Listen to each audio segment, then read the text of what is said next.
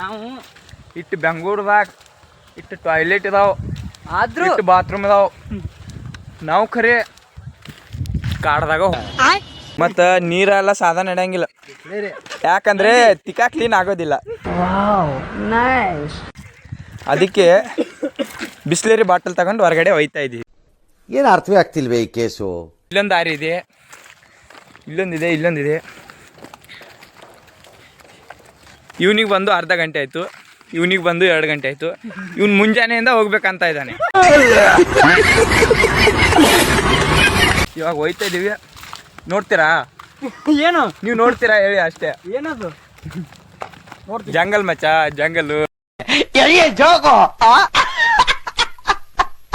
ಈ ಹುಡುಗರು ಪದ್ಧಸಿರಿ ತಂಬಾಕೆಲ್ಲ ತಿಕ್ಕಿ ಇವ್ ಆಪ್ರೇಟರ್ ಹಾಡ ಹಚ್ಚಂದ ಮೀಮ್ಸ್ ಹಚ್ಕೋತ್ ಕುಂತ.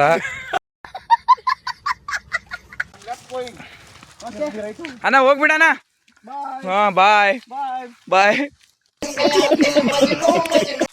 ಒಬ್ನೋದ ನೀನ್ ಎಲ್ಲಿಗೆ ಹೋಯ್ತೀಯೋ?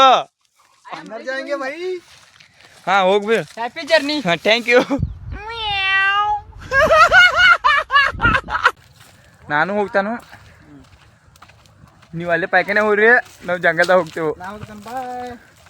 ನೀವು ಹೋಗಪ್ಪ.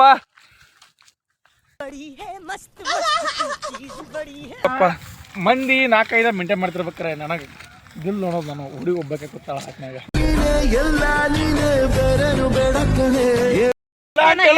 ಮೇಂಟೈನ್ ಮಾಡ್ತಾರೆ. ಅದಕ್ಕೆ ನಾನು ಹೇಳಿದ್ದೀನಿ ನಂಗೊಂದು ಈ ತರ ಹೊಟ್ಟೆ ಉರಿಸಿದ್ರೆ ಯಾರು ಬದುಕ್ತಾರೆ ಇವರು? कैसे लोग रहते हैं यार यहाँ पर. ಆಯ್ತು, ನೆಕ್ಸ್ಟ್ ಬ್ಲಾಗ್ ಸಿಗ್ನು. ಚಲೋ.